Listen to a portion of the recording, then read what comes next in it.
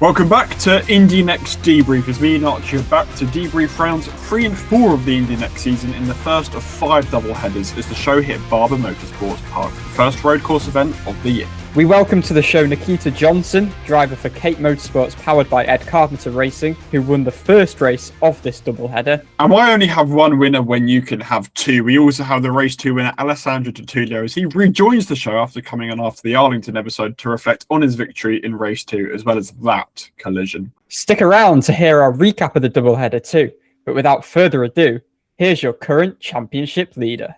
So we're now joined by Nikita Johnson, who won race 1 at Barber Motorsports Park.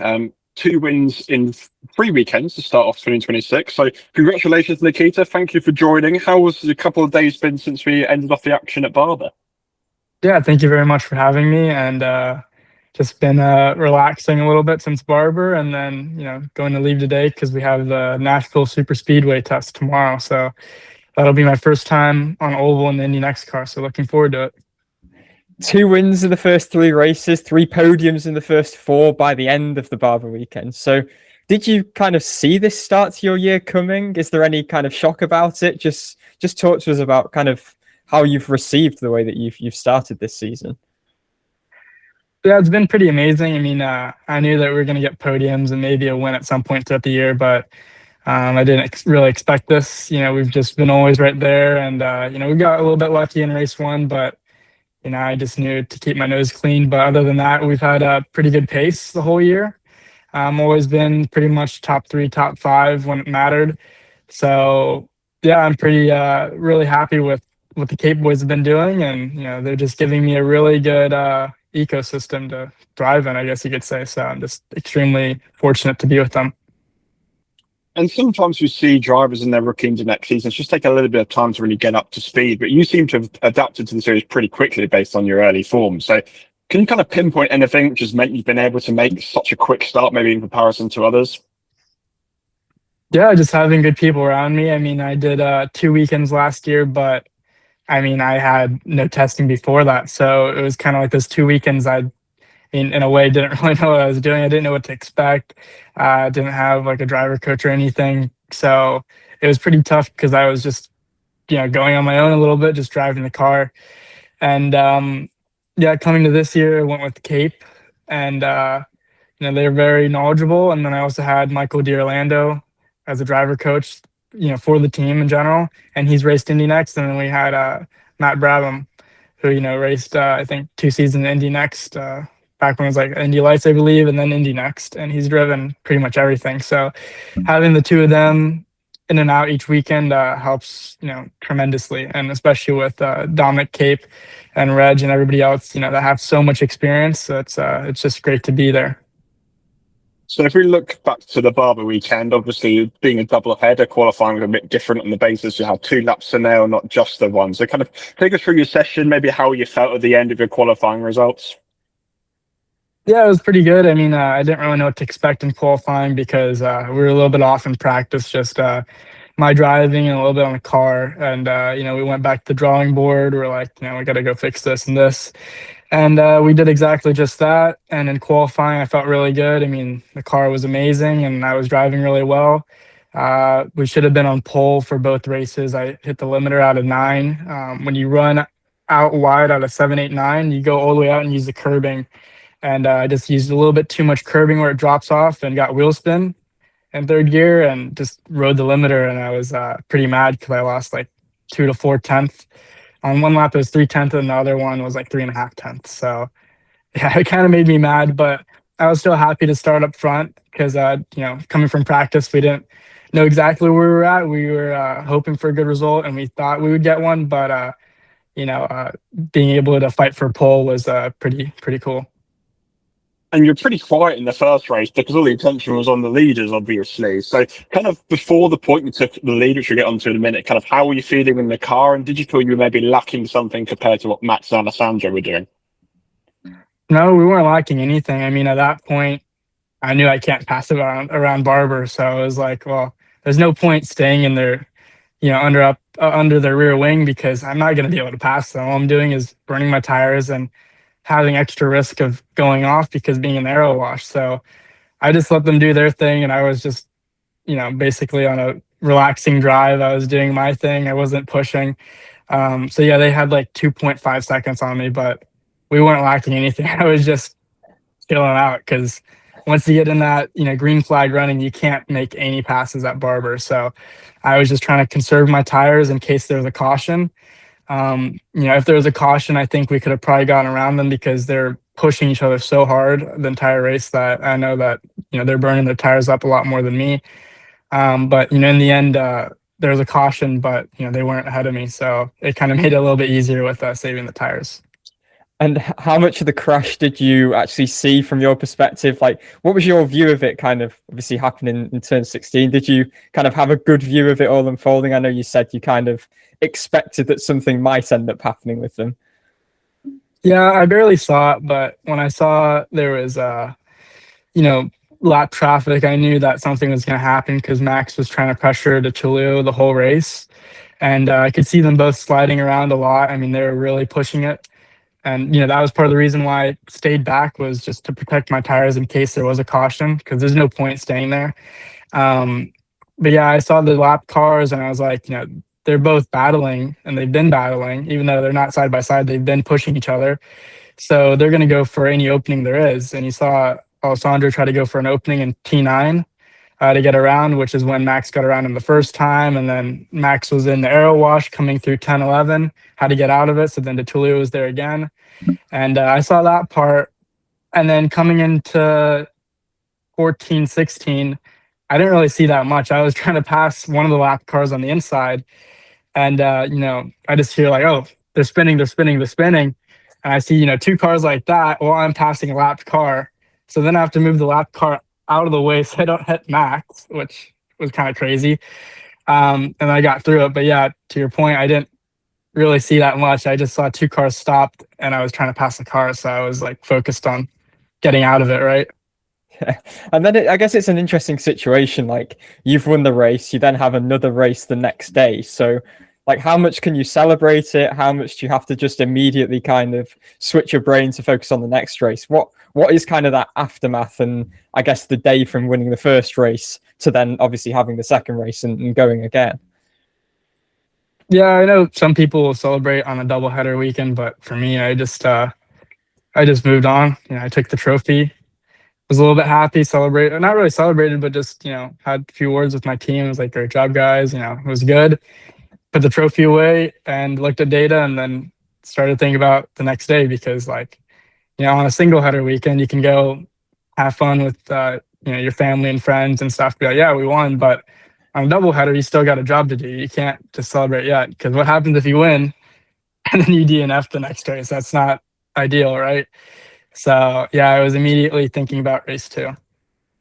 Being under 21, what do you think of the apple cider on the podium? Is it any good? I know a lot of other people say it's rubbish. So, I mean, it's not bad. Yeah, in Europe, we have real champagne.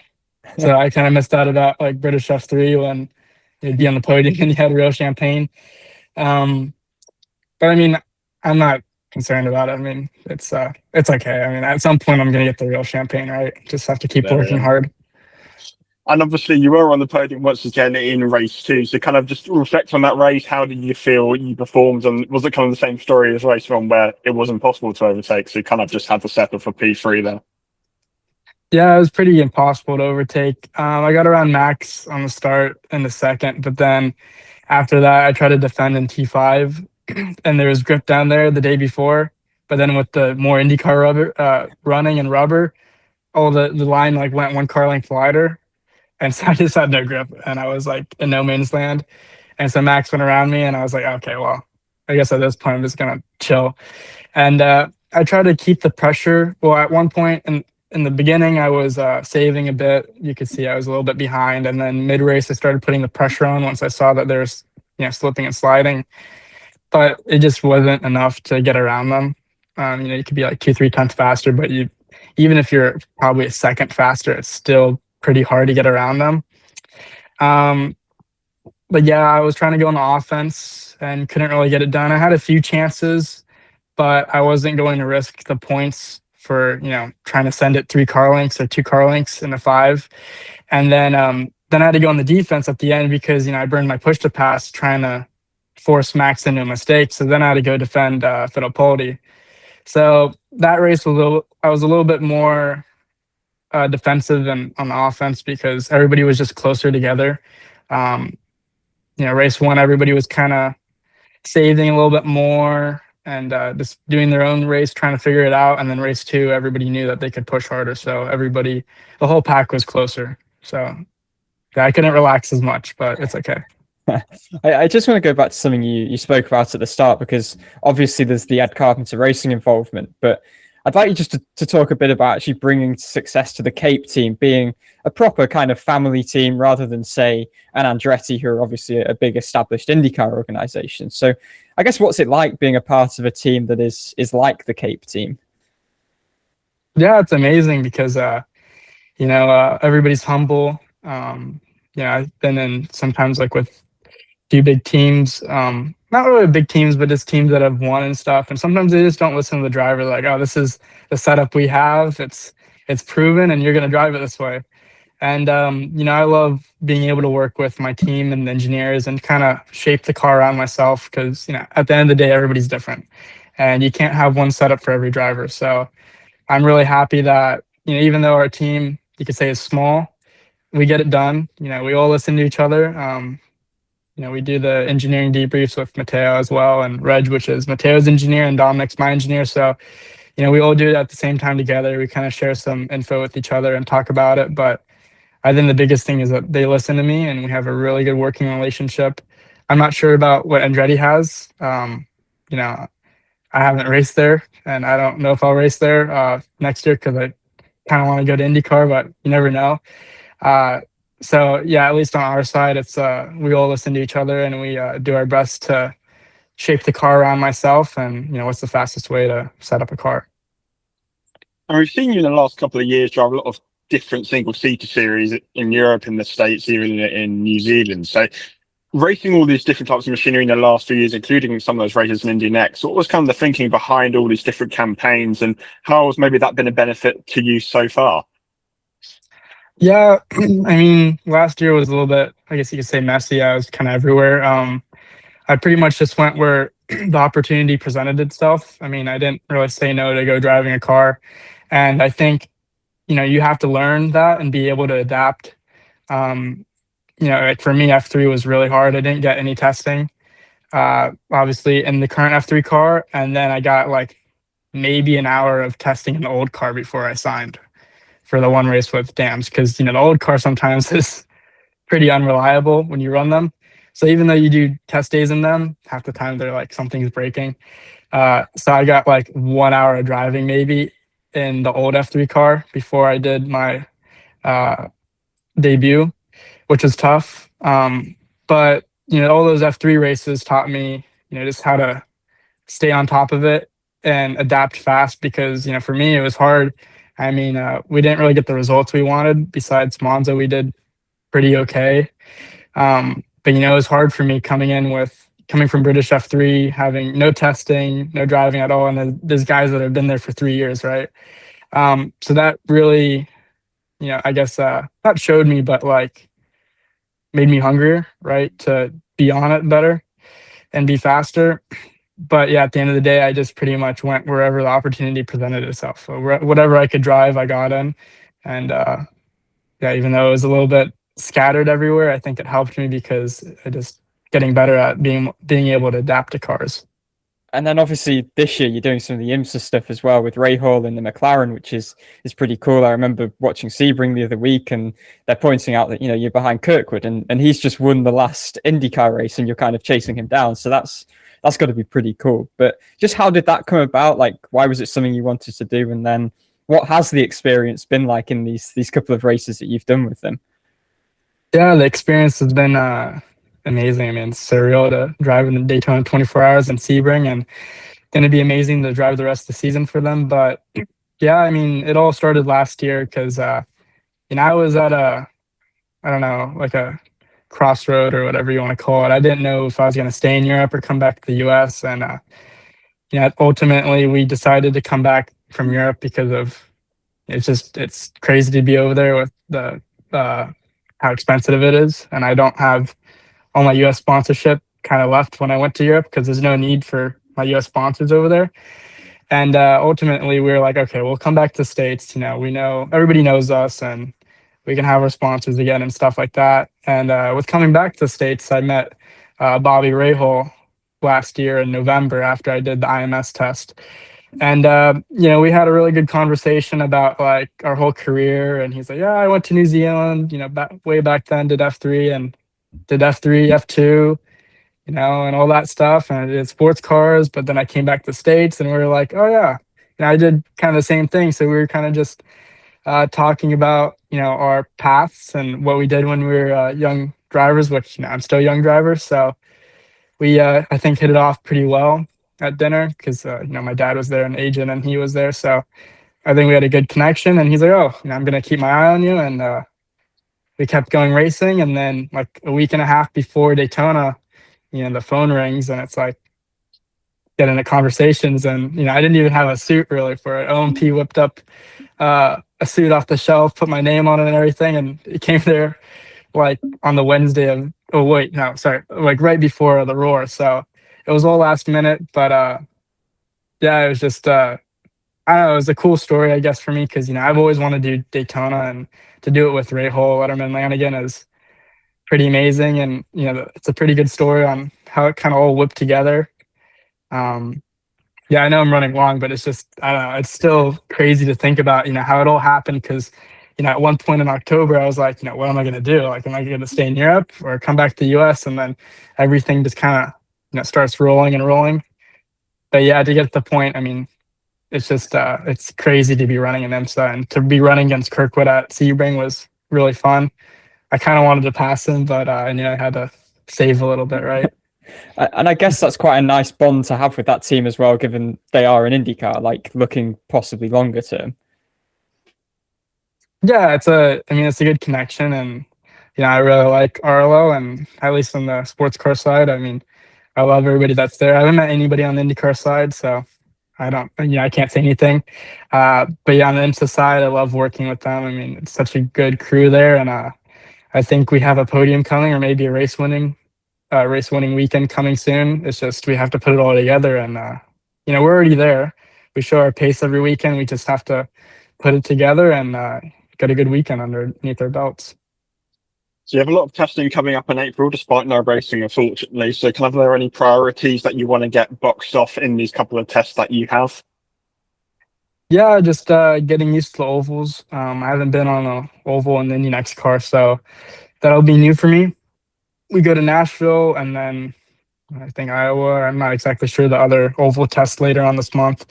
And then we go to Mid-Ohio. So yeah, pretty much just nailing down the oval setup, getting used to the ovals. And, I haven't driven ovals in a long time. So just getting back in the groove and going to Mid-Ohio and getting back in the road course groove, after doing 2 oval tests. So just about getting the setup and getting my driving right. And then once you get back in the saddle at Indy, what do you feel like you need to do to now stay obviously in that championship lead that you have at the moment? What are the keys going to be for the rest of the season? Just keep winning. I mean, it sounds simple as that, but just keep winning, getting good points, staying on the podium, not getting taken out or taking someone out. That's a big key of just keeping your nose clean, right?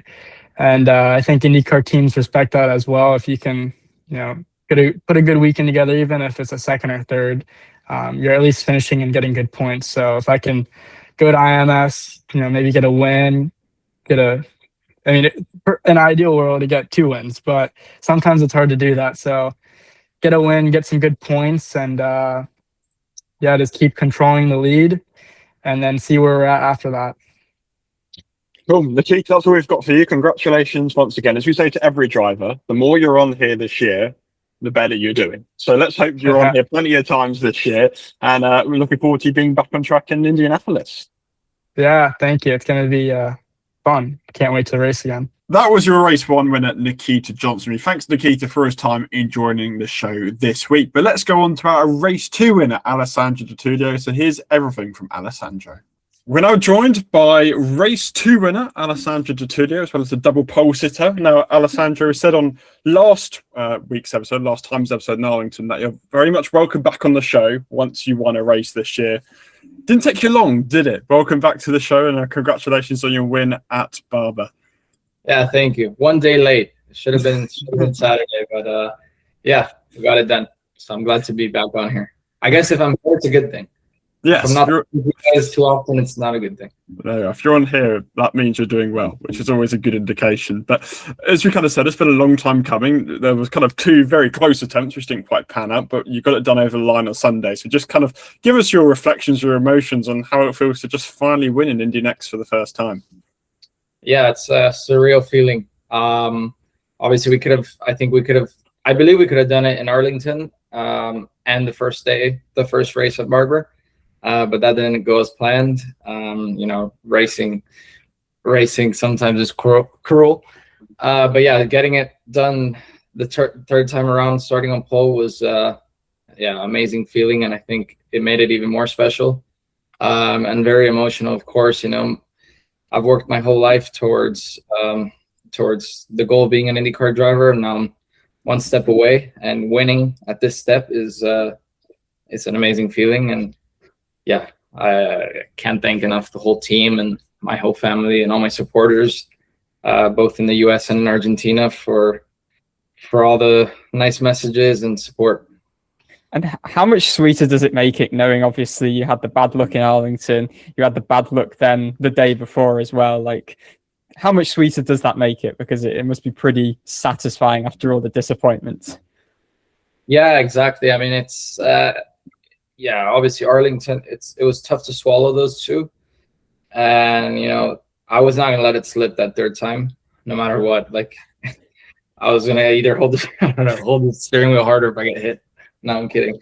But yeah, it was just, I knew eventually it was going to come. And obviously I had that second opportunity on Sunday to do it. And it was tougher than I was hoping it would go, especially towards the end of the race. But getting it done in the end was just amazing. Don't have any words for it. It just feels great to finally get that off my back. Brilliant. And I know you're obviously used to double header weekends from kind of coming up the road to Indy, but when you kind of go into a double header weekend, do you kind of approach it any differently to maybe you approach the first 2 races that were single weekends? Do you approach the races in any different way? I kind of approach it the same way, to be honest. I'm obviously, like you said, I'm used to it from USF, and even in karting, most of the stuff is like one day one race, the next day another race. So I'm pretty used to it, and I just see it as more opportunity. I mean, you have more to win and more to lose, of course, just like everyone.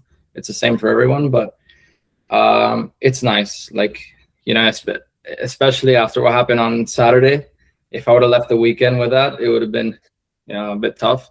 So being able to come back Sunday and getting redemption and leaving on a high note is a plus, but it can also go the other way around. So it just depends the way it goes. But it's nice. I like the double headers, but I approach it the same. I approach it as 2 different races, like if it was 2 different weekends. And then qualifying for these double header weekends is a bit different on the basis that you do have to nail 2 laps, not just getting the one across the line. So kind of just take us through what you felt during that session and how it felt when you were told that you're on pole for both races. Yeah, it was crazy. Especially coming after the pole from Arlington and being on pole again. And at first I thought it was just one of the races, but then I was told it was both. Yeah, that was pretty cool. And yeah, it was important to get, that qualifying is even more important than a normal qualifying because you need 2 good laps. So, consistency and just putting the lap together twice, not just once in a 10-minute session is tough. It's not easy. So yeah, I'm glad we were able to do it back to back on back-to-back laps, and getting it done for both was obviously good, especially around Barber. And with 4 races into the year, you've got 3 pole positions to your name. And a lot of the people you're kind of battling against have got Indy NXT experience before, even if there's a couple of races or have competed kind of at a higher level or a similar level to the Indy NXT cars. So can you kind of pinpoint from your perspective how you've managed to get up to speed so quickly? I'm just feeling really comfortable with the team and with the car. I think that's a big thing, like it's a whole package. Being able to give feedback to the engineer, and the engineer understanding driving style and understanding what I'm saying.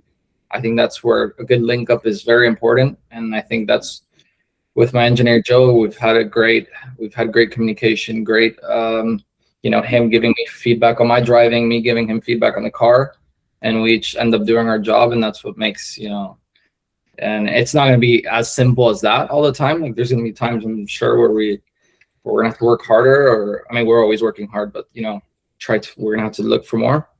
But as of now, the pace has been good pretty much everywhere we've gone. And that just comes from, focusing on the details. It's a lot that comes into this. And obviously I don't have much experience, so I try to focus on mainly driving and giving feedback and just doing my part of the job, and then engineers do their part of the job. And focusing on race one, first of all, you and Max were kind of a lot quicker than everyone else, and it felt like you were in control. But before we get on to the incident, obviously, what were your thoughts and feelings just as you were coming up towards the traffic? Do you kind of have in mind how you want to manage it when you start seeing those two cars that are scrapping and quite a bit off the pace? Yeah, it was tough, right? Like I was approaching them, and part of you wants to try to maybe back up because it's hard to pass a Barber. So I could have backed up a bit more and tried to catch them at a better spot, but they were fighting so hard that it was hard to judge at what pace they were going. They were going inside, like the two lap cars were in side by side for a few corners. So I guess it was just, bad timing. I was in a bad place at the bad time. And, could they have done a little bit more I don't know, but the rule is I think they can race. So it's a bit of a tough rule for, the guys that are in the lead, but it's part of the rules, so I guess it's hard to say. Like when I was approaching them, I was just like, oh shit, like here we go. I know a lot of the listeners would want to kind of get your thoughts on the incident that happened just after you overtook those lap cars in race one. So can you just kind of give us your take on what happened in that whole situation when it unfolded, and kind of just how you felt once it all happened? Yeah, I was obviously I was pretty mad. I thought I had covered enough, which I think I did. And it's a pretty high speed corner. It's not really a low speed corner where you could send the dive. I mean, I guess you can if the car in front is doing the normal line, but I was already defensive. So I pretty much knew immediately, he just went for space. That the corner is also a bit weird. It bends, it opens and then narrows quick. So I guess the gap, especially from the stream that I watch after from watching from the outside cameras, it looks like there's a gap, but then it instantly goes away. But that's just the nature of the track. I was already defending the whole way through. And I guess it was just an unfortunate collision that was kind of unnecessary, but it happens. And I was pretty frustrated. I was, especially after, it was after Arlington. It was just unfortunate. And yeah, I was not very happy. And obviously, I mean, I asked you about this after the race, but obviously you had a conversation with Max. There was a video of you guys kind of interacting straight after, but just for the benefit of the people watching and listening here, what kind of conversation did you have with Max? Because I know you were very quickly on good terms again. Yeah, I was just in the heat of the moment. I was obviously not very happy what had happened. He didn't really say much when he had his helmet on. I mean, it was just, it's normal. It's it happens in every sport. But he immediately, when he took his helmet off, he came over, he apologized. And I appreciated it. And I told him right away, I appreciate you coming up and apologizing. That takes, it's good sportsmanship. So I really appreciated that. And I understand his side as well, because obviously I've been in the position where I go for a move as well. So I understand and we're, at the end of the day, we're competing for the win at a high level. There's high stakes. So I understand the pressure and, the optimism into going for a move for a race win. So, he apologized and we moved on straight away. We'll get on to the good stuff now. Sunday. So I guess after Saturday's race, did you kind of try and approach Sunday any differently? Did you maybe learn anything from Saturday that you took over to Sunday? Just to speak a bit about that.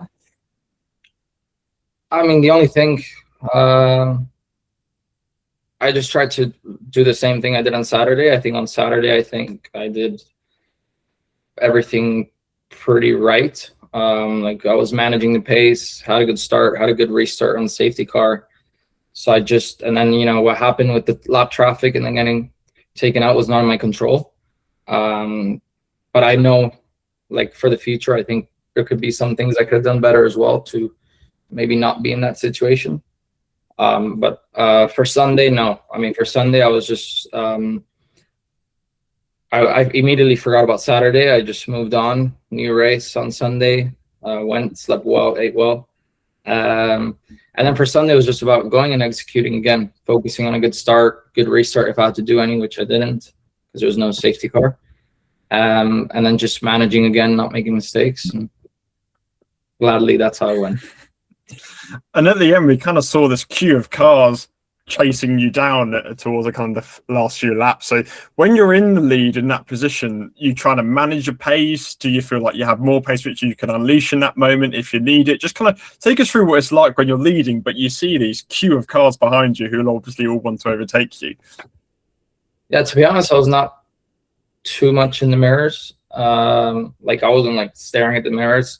I didn't know there was a queue of cars towards the end. I thought it was just Max and Nikita. I mean, I think we were quite strong in the beginning of the race. We weren't as strong as race one. We were strong in the beginning of the race. I think we did the same thing as race one. We pulled away a little bit. And then towards the middle of the race, the balance wasn't great. I was struggling a bit with the rears. So that's when I just, took a step back. Didn't want to make any mistakes. So I just controlled the pace. There was no need to be driving at 100% when you're not very comfortable with the car at the moment, especially at a place in Barber. So I just focused on not making mistakes, even if they bunched up behind me. It wasn't of my concern. It was more for them to be worried about. As long as I stayed in front and didn't make any mistakes and didn't allow them for any passing opportunities. So yeah, that's what I did. Just tried to back once it was like half race, and I saw that we weren't really strong enough to pull away. It was just about calming down, not making mistakes, keeping the tires in as happy as possible. And then when you obviously take the checkered flag, you get into victory lane. What were those celebrations like? How did you kind of enjoy the win after you'd obviously taken the checkered flag, been on the podium? Any particular way you kind of like to celebrate it? Yeah, it was just a huge relief. It was a big relief. We were obviously, the whole team was very happy. We knew we had the speed to do it before. We had some obstacles along the way, so getting it finally off our back was mega. But that's it. You celebrate and then you focus on, we have a test this week already, so can't celebrate too much. We enjoyed the moment, and my family was there.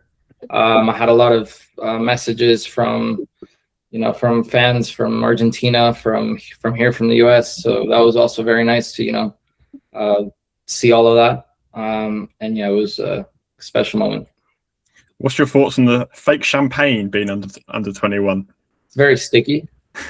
It's nice we get to spray something at least. I'm not a big fan of the taste, but and not a fan of your hair being like a mop after, especially after what Max did, dumped both of them up really on me. So when you're like at a press conference, does it feel a bit grotty having your race suit on, but you're covered in champagne and you feel sticky? Is it kind of like you just want to go and get a shower? Yeah, I wasn't like there. You don't really think about it, but after when you get changed and your hair, like my hair was like, like if you put 20 pounds of gel in your hair. And when I got to the airport, I just had to shower. Like I found a shower at the airport. So I got that settled. We take it you had a safer journey home, an easier journey home than you did after Arlington. I remember you saying you had quite the catastrophe home when you were trying to get home from Dallas. Yeah, that was bad. I forgot what even happened, but it was a long night. The whole storms and all the flights getting canceled. And then I was worried about, because I was flying out of Atlanta to Miami, and I was worried about the TSA, but the TSA was smooth. There we are. Very good. Now, you're competing under the Argentine flag this year, but you obviously have some allegiance to the US as well. So could you just tell the viewers who don't know a little bit about your kind of Argentine heritage and why you've chosen to represent their country? Yeah. So I was born here in Miami. So I am American, but my dad is Argentinian. And I also have I have the Argentinian passport, so I have the citizenship. And representing Argentina just comes. I've represented Argentina in karting most of my career. I did mostly dual flag, Argentina and USA, of course. But it just comes for the love of Argentina. Obviously, for my dad. My dad is Argentinian. And yeah, I want to take the fans are amazing, the passion, and a lot of the stuff I do, like I speak. A lot of the way I live, like my lifestyle, is like Argentinian. So I consider myself Argentinian, and yeah, representing Argentina and trying to take them to IndyCar would be something very special. And of course, to do it for all the fans and all my Argentinian backing as well and family would be incredible.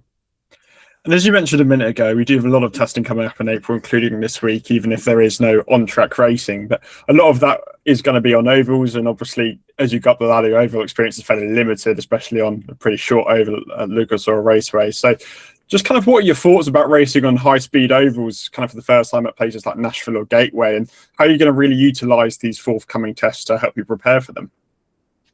Yeah, I'm excited. I think the testing will be important. Obviously, it's good to prepare and get used to it to be able to, be as strong as possible in the race. And it's going to be different. I did the USF Pro stuff at Lucas Oil, which is a small oval. But yeah, in these cars, we're going to be at higher speeds, higher corner. I think downforce is different. So I'm sure it's going to be quite different. But at least I have an idea of what to expect, more or less. But yeah, that's what testing is for, and it's very important. Just like on a road, just like all the preseason testing we did at the normal tracks, it's just as important to get dialed in.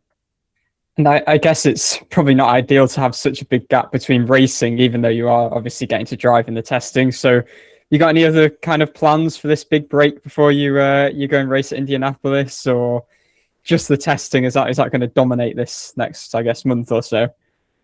Yeah, just the testing. I'm also going to Argentina for like a week, so that's going to be fun. But obviously, you have to keep training and stuff. So yeah, just a lot of testing, training. That's pretty much it. There we are. Alessandro, that's all from us. Congratulations once again. We're glad you got it over the line. And as you said right at the start, if you're on the show every week, it's probably a good thing. So well done from us once again. And fingers crossed, we may see you again some point later this year, maybe multiple times. Depends how well you do. That's the plan. Thank you, guys. Really appreciate it. So thanks for Alessandro for joining the show again. This said to both Alessandro and Nikita. Well, Josh has success by how many times they're on the show this year. Max and Alessandro are leading with 2 each. Nikita's got 1. So we'll have a little leaderboard by the end to see who's the most successful driver of 2026. But let's head into the recap. Obviously, a bit of a busier recap this week, considering we have 2 races to reflect on. As always, Archie, kick us off by taking us through qualifying. Yes, so as in Arlington, it was de Tullio who was the star of qualifying again, and as on every doubleheader weekend, it was quite the convoluted session because drivers' best laps set the race 1 grid, their second best laps set the race 2 grid, and it can get a little bit confusing to follow. The easiest thing to follow was that the top 3 was unchanged for both races. De Tullio took his 2nd and 3rd successive poles by setting actually the 2 fastest times in all of qualifying, and he ultimately went over 4 tenths underneath Christian Rasmussen's track record at Barber from 2022 and was one of 7 drivers to beat the track record on what was quite a cool morning for qualifying. Max Taylor led the slower Group 1 and he was on the front row for both races for Andretti, and it was Johnson who trailed de Tullio in Group 2 to secure 3rd for both races. Here is where it gets a little bit more confusing. Enzo Fittipaldi was 4th for HMD for race 1. Bryce Aaron was an impressive 5th after what's been a pretty tough start to the season for the Ganassi team. Timot Kaharczyk had traded times with Taylor at points in Group 1, but he ultimately ended 6th for HMD. The able trio of Max Garcia, Jordan Missig, and Miles Rowe followed in the order, and the top 10 was completed by JM Correa for Cusick Morgan Motorsports. And row 6 was all Andretti, with Josh Pearson and Seb Murray. With the top 3 the same, Missig was arguably the star of race 2 qualifying, starting a career best 4th. Garcia was 5th, his teammate, and that was equally impressive after what has been a relatively slow start to the year for the USF Pro 2000 champion from last year. Fittipaldi and Kaharchik dropped to 6th and 8th, while Rowe and Pearson climbed to 7th and 9th in the order, as Correa remained 10th. The biggest tale of woe from qualifying was that of last year's third-place driver in the championship, Lockie Hughes, who was only 19th and 21st for Andretti. Niels Coughlan also had a disappointing qualifying for Ganassi, spinning, causing a red flag, and ultimately being denied the chance to qualify. Dan, on to race 1. So as a green flag flew for race 1, there was no change at the front as de Tullio led away from Taylor and Johnson. However, as there always is in Barber, as they head down to turn 5, there was contact as Seb Murray went into the side of Juan Manuel Correa, who spun, and as part of that, Murray continued into his teammate Josh Pearson, who also got spun around, with Salvador D'Alba having to take avoiding action. There was more trouble in turn 5 just a few laps later, as on lap 7, Niels Coughlan spun whilst braking for Charlotte's Web and spun himself out into the gravel, but he was able to get out with no trouble. As you heard from Nikita, it was pretty difficult to overtake in race 1, with no real opportunities throughout the field, leading to a pretty processional race. However, Taylor was pressuring de Tullio throughout, with any small mistake giving the opportunity for Taylor to take the lead. And when de Tullio and Taylor caught up to Chip Ganassi Racing pair Carson Etter and James Rowe to lap them, that's when it all kicked off. As they were heading down to the turn 7-8 complex, de Tullio tried a move on Etter but was unsuccessful. This gave Taylor the opportunity that he'd been waiting for as he finally took the lead. Taylor would get stuck trying to overtake the second lap car in Rowe, which gave de Tullio an opportunity to get himself back past. With de Tullio back in the lead and Taylor not having many opportunities, it was a narrower opportunity for him to take the lead of the race. And as they head into the penultimate corner, drama ensued as Taylor tried to move up the inside of de Tullio, who was closing the door to take the natural racing line for the corner. That led to contact as de Tullio was spun off into the gravel as Taylor spun to the side as well. De Tullio was stuck in the gravel whilst Taylor got a penalty for his troubles, getting a 30-second stop-hold penalty as the stewards deemed he was at fault for the collision. The seas opened for Johnson, though, who took the lead. However, the caution came out, but as he was saying it when he spoke to us earlier, he had saved his tyres for this exact moment. The race restarted with 5 laps to go, and there were no troubles for Johnson, who crossed the line first to claim his second victory in 3 races to start off 2026. HMD Motorsports' Enzo Fittipaldi took his second consecutive runner-up finish after finishing second in Arlington after a pretty quiet race, all things considered. And it was a third place in a row to start the season with Tim Kaharchik, who didn't have anything for any of the people in front of him, but still brought home another podium. In 4th place was a much improved result for Garcia, whilst in 5th place, Miles Rowe had his best finish of the season so far. Jordan Missig equalled his best ever career result in 6th, whilst Ricardo Escoto finished on a quiet P7. Bryce Aaron finished 8th ahead of Jack Beaton in 9th, as well as fellow Australian Nicholas Statti in 10th, as both of them earned their first top 10 finish in the series. Hughes, as Archie mentioned, was one of the pre-season championship favourites and had a real struggle in qualifying. He didn't make much progress in the race either, as he could only manage a 12th place finish, whilst James Correa finished 11th after his early spin. Taylor was able to gain some positions as he finished 19th, just one position ahead of de Tullio in 20th. Archie, take us through race 2. I mean, race 2 was well poised, given de Tullio and Taylor were both to start in the front row again after their kerfuffle on Saturday, but ultimately it proved decidedly less eventful than the day prior. Johnson briefly got around Taylor on lap 1, but he was promptly repassed by Taylor, and otherwise passing proved relatively tough. The race ran without caution through its entirety, the only major incident being Miles Rowe catapulting over a curb and into teammate Garcia. Both suffered damage and limped back to the pits, remaining there for several laps while they underwent repairs. Rowe was ultimately handed a 30-second stop-hold penalty for his troubles, not that it really mattered given he was so many laps down in the end. By the finish, there were ultimately 8 cars within 5 seconds in what was a very tight climax to the race, but de Tullio led home a more patient Taylor for his first victory in the series, a long time coming after his incidents in Arlington and the opening race at Barber. Johnson secured a 3rd podium in 4 races in 3rd place, ahead of Fittipaldi and Kaharchik, who broke the 3rd place streak in a way that he probably would rather have not by finishing 5th. Missig, Aaron and Correa completed that top 8 train, with Aaron's 7th place finish pretty solid for a Ganassi team that, as I said earlier, has had a pretty disappointing start to the year. Beaton finished around 12 seconds back from that train, but in 9th place, so another top 10 finish for him. He was the biggest mover in both races in the end. Murray completed the top 10 ahead of D'Alba, and on a better weekend for Ganassi, James Rowe was 12th. Hughes in this race could only salvage 16th, and with that in mind, how are the standings shaping up, Dan? Before I get on to standings, a little fun fact. Since 2017, all the Indy NXT winners at Barber have moved on to IndyCar. So is that a good omen for Nikita Johnson and Alessandro de Tullio? Well, we'll have to find out. If we pivot to the standings now, there's really been 5 drivers who've been the standouts so far, who are Johnson, Taylor, Kaharchik, Fittipaldi and de Tullio. Johnson now holds the lead, given the fact that he's finishing in the top 6 in all 4 races to start the year, holding a 23-point lead over Taylor in second. Kaharchik is the only driver to finish in the top 5 in every race so far, and he lies 10 points back of Taylor and 33 off the lead of Johnson, whilst Fittipaldi is just 6 points behind his HMD teammate. Considering de Tullio's misfortunes in 2 of the races this year, he is a little bit further back for 108 points, which is 21 of Fittipaldi and 60 points off the lead. There's then a little jump to a little gaggle of Correa, Hughes, Missig, Miles Rowe and Murray, who are all separated by just 11 points in the standings. It's been a pretty slow start to the year for Hughes and Rowe, who came in as 2 of the championship favourites, with neither of them yet to achieve a top 4 finish between them so far this season. There's a 6-week hiatus actually now for Indy NXT before the next round, another doubleheader on the Indianapolis Motor Speedway road course.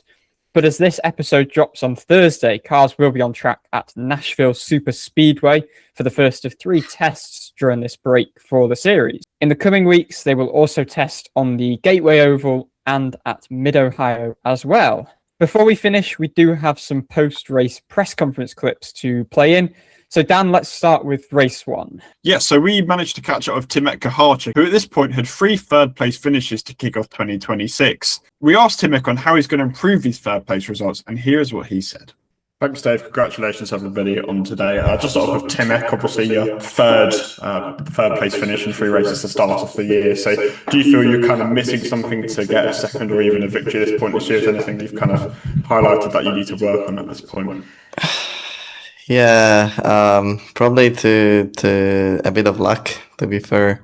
I think this morning in quali, I felt really strong. I felt we had pace to fight for the front row. Just got a bit unlucky with the traffic at the end, and yeah, basically when everyone was improving for last 3 laps, I couldn't because of the traffic, because slowing down and Tessera. So it happens, it's racing. I think we have a pace for sure. I have to know as well that, you know, most of these circuits around here, like Barber, is my first time ever at this track. You know, all of these guys have done post-season testing, or it's their 3rd year or 4th year, I don't know, driving USFs, Indy NXT. And I just came here yesterday. It was my first ever outing, only 1 practice session, and then you're jumping into quali, and it's quite hard to expect from yourself to fight for the pole positions and podiums straight away. But I just have really high belief in myself, high belief in my team. I know that the car is strong. My teammates showed that the car is strong. We have good setups for this track. So you know, it's just more about putting everything together. But if we're able to start so strongly with triple P3 finish, I think it just shows that, yeah, we'll get there. We'll get the win or higher places, pole positions. Archie, you already had one particularly funny moment in Indy NXT press conferences this year. Would you like to take us away for number 2 so far this season? Yes, this was a pretty entertaining exchange after race 2 with Alessandro de Tullio and Max Taylor after their incident. The first time they'd properly faced the media, they'd made up by this point, but there was nonetheless a pretty funny exchange. So I know you've already heard from Alessandro, but here are some fresh insights from him and also from friend of the show, Max Taylor. So this is an entertaining press conference moment, let's put it that way. A good exchange between the pair. Cheers, Dave. First of all, a couple for Alessandro. Obviously, yesterday was pretty disappointing. So what was the process kind of overnight of just putting that behind you in order to just rebound as you did today? Yeah, yesterday was tough, but like I said before, it's part of racing and it's going to happen. I hope not. I mean, I hope it doesn't happen, but eventually it'll happen again. And maybe I'm the one that makes a mistake, and it's just part of it. But yeah, keeping your head down and staying calm, especially when you have another race the next day, is super important. And that's what the team helped me with a lot. My engineer Joe kept me very calm. My family was here to support. I didn't see Larry after the race, but he sent me a message, and that was nice as well. So yeah, it was just about resetting and just moving on, focusing on today. And I know it has seemed very amicable between you guys, but what conversations did you have with Max after the incident, if any at all? I mean, yeah, we had a few exchange of words, but he apologized immediately, and that shows a lot of sportsmanship from his side. And I really, I calmed down when he apologized, and I told him, it's all right. So that was, it was good. You have to recognize sometimes what the mistake, but I also understand from his, I've been in that position before where I made an ambitious move, whether it be karting or back in last year. And it's just stuff that happens. So I understood, and that's it. We shook hands and we move on. And I guess, Max, following up on that, what was just your view of the incident, maybe the penalty you received as well? Just take us through a bit of that. Yeah, I mean, it really started about half a lap earlier when we caught the lap cars. I was able to get around Ale, and then just as I got in the lead, it had gotten taken away from me because I got screwed by another lap car, so it was just unfortunate. And I think maybe my emotions came through where I was waiting so long for the opportunity, and then it came, I seized it, and then it got taken away from me. So maybe that was part of the reason why I made quite an ambitious move and an aggressive move. But yeah, I mean, I think there's a few ways that you can look at it. I was there and he did turn in, but it was ultimately my fault, and I understand the penalty. I think it was harsh, but of course I am going to think it's harsh, but it's good that the stewards are really after it and they're really on top of it, so then we can learn our lesson, and because that's why we're here in Indy Next, is to learn and be prepared for the next step. So, I learned my lesson and I won't make the same mistake again. So that's what it's for. I covered today in 16, just in case. Yeah, on the last lap, I was behind Ale. Yeah, on the second to last, and I think the last lap, as well. He went low in 16, even though I was so far back. I was so far back, but he still defended. But yeah. You never know. So I'm in your head, Ale. I'm in your head. Yeah, definitely. What lessons did you feel like you learned, Max? Did you approach today maybe any more cautiously, any differently, kind of as a result of what happened yesterday? I mean, I think at the end of the day, it's just about taking the opportunity of what you can control. You can set the sails, but you can't control the wind. So I wasn't given the opportunity today to go for the win. And so the best I can do is just finish second. I put up a good race, and I was applying the pressure, doing everything I could all race to make Ale mess up and get the win. But, it is how it is. So that's sort of what I learned, just, making the decisions and thinking about, a long year. It's for the championship. I gave up a lot of points yesterday. But yeah, I mean, we're fast. We're going to be fast the rest of the year. So we're just going to keep on racking up the podiums and more wins. So as Archie said, it's a very quiet April with just testing going on, no on-track racing action, with the series back at Indianapolis for a double-header weekend on the same weekend that the IndyCar series hits the road course. As always, a thanks for Alessandro for joining us, as well as Nikita for joining us for the first time this week. But for this week of Indy NXT Debrief, thanks very much for watching, thanks very much for listening, and we'll see you next time.